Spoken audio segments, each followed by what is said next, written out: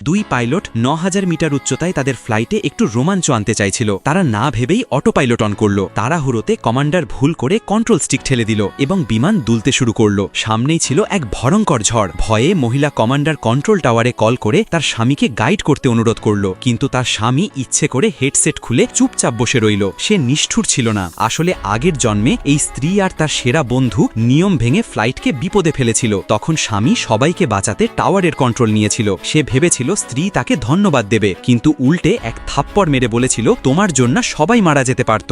বন্ধুও তাকে বদনাম করেছিল এবং যাত্রীদের উস্কে দিয়েছিল। সবাই মিলে তাকে মেরেছিল। সে শেষে জেলে গিয়েছিল, কিন্তু স্ত্রী আর বন্ধু থামেনি। সবাইকে বিশ্বাস করিয়েছিল যে সেও অপরাধী। এই বিশ্বাসঘাতকতায় তার মন ভেঙে গিয়েছিল। স্ট্রেসে তার মৃত্যু হয়, কিন্তু ঈশ্বর হয়তো তার কথা শুনেছিল। সে আবার জন্ম নিল ঠিক তখনই যখন স্ত্রী আবার উড়ান তুলতে যাচ্ছিল। এবার সে প্রস্তুত ছিল। চুপচাপ হেডসেট পরে অপেক্ষা করছিল স্ত্রীর কণ্ঠের জন্য। প্রি ফ্লাইট চেকের শব্দ এলো, কিন্তু স্ত্রী জানতো না এটাই হবে তার জীবনের শেষ ফ্লাইট। আগের মতোই তারা রোম্যান্স করতে চাইল এবং অটো পাইলট অন করল। কিছুক্ষণ পর মহিলা ভুল করে কন্ট্রোল লিভার ছুঁয়ে ফেলল। অটো পাইলট বন্ধ হয়ে গেল এবং বিমান আবার দুলতে শুরু করল। নিচে বসে লোকটি মনোযোগ দিয়ে বিমান ট্র্যাক করছিল। সহকর্মী ভেবেছিল সে চিন্তিত, কিন্তু আসলে সে অপেক্ষা করছিল প্লেন ক্র্যাশের জন্য। হঠাৎ অ্যালার্ম বাজল। ঝড়ের সতর্কতা এলো। টিকটকে ১,০০০ লাইক আর ১০,০০০ ভিউ মাত্র ৯০ টাকা। কিনতে এখনই এই নম্বরে হোয়াটসঅ্যাপ করুন।